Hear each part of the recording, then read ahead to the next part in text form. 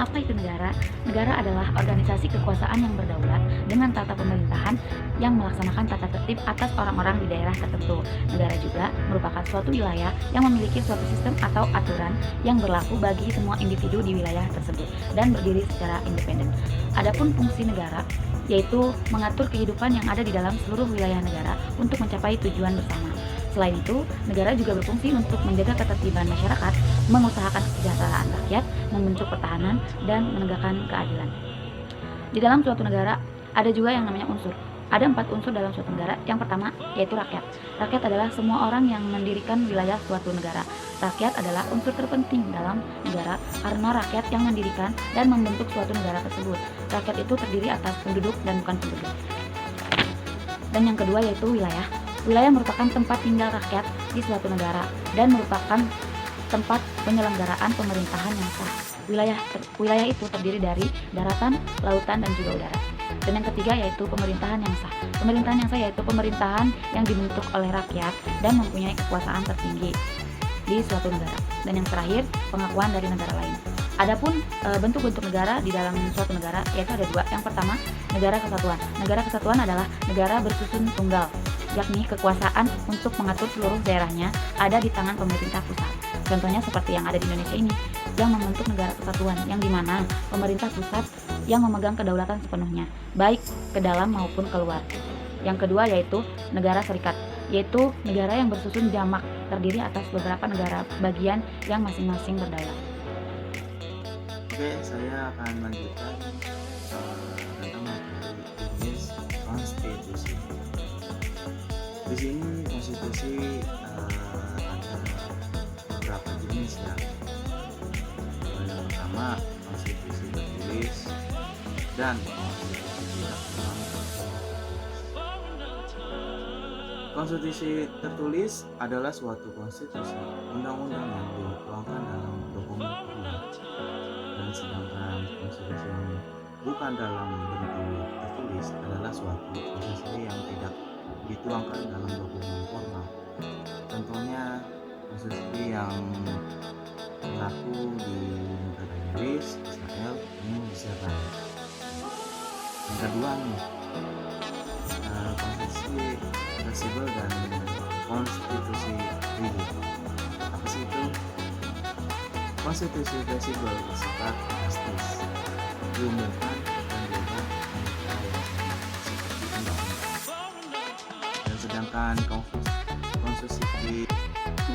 Dan konstitusi rigid itu mempunyai kedudukan dan derajat yang jauh lebih tinggi dari peraturan undang-undang yang lain.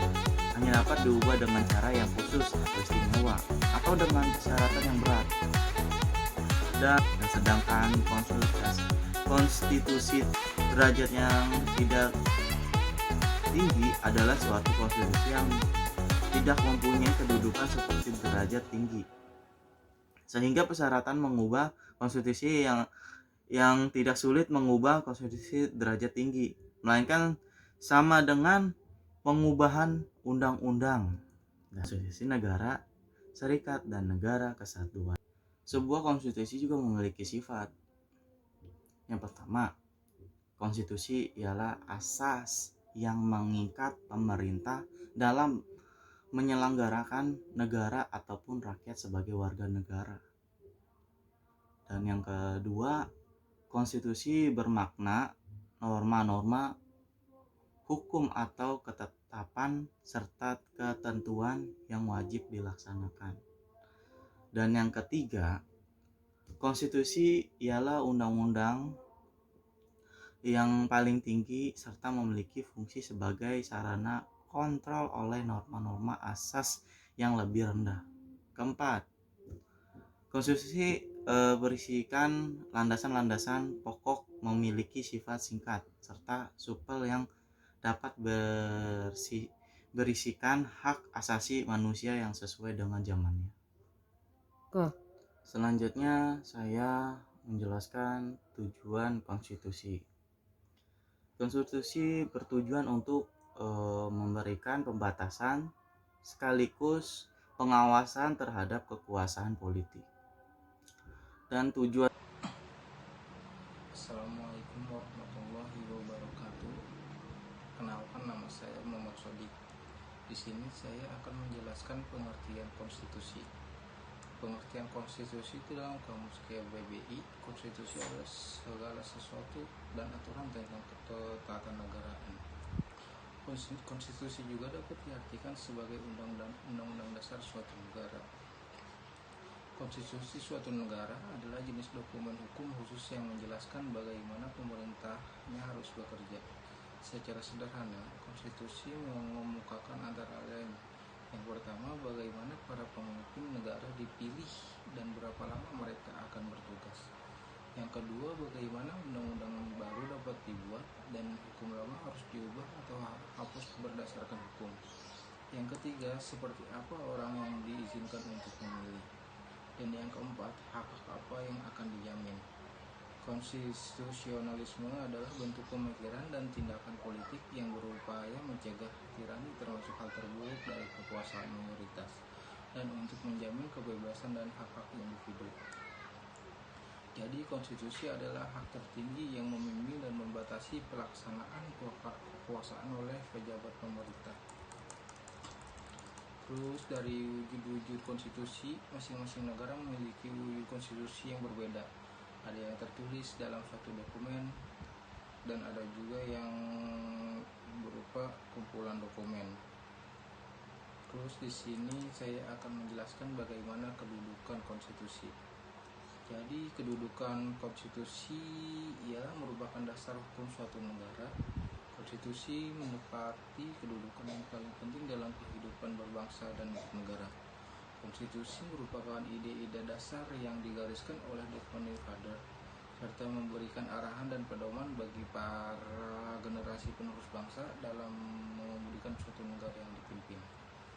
Negara yang berlandaskan pada konstitusi dinamakan dengan negara konstitusional atau disebut constitutional state. Constitutional state adalah satu ciri negara demokrasi modern. Di Indonesia sendiri, konstitusi negara adalah Undang-Undang Dasar 1945. Undang-Undang Dasar 1945 merupakan kedudukan yang paling tinggi di negara Indonesia dalam susunan peraturan perundang-undangan negara. Namun menurut hukum, Undang-Undang Dasar 1945 berada di bawah Pancasila sebagai norma dasar suatu negara. Kesepakatan tentang tujuan negara Indonesia termuat dalam 4 sila dalam pembukaan Undang-Undang Dasar 1945. Yang pertama yaitu melindungi segenap bangsa dan seluruh tumpah darah Indonesia. Yang kedua, memajukan kesejahteraan umum. Yang ketiga, mencerdaskan kehidupan bangsa. Dan yang keempat, ikut melaksanakan ketertiban dunia. Jadi Undang-Undang Dasar 1945 telah memuat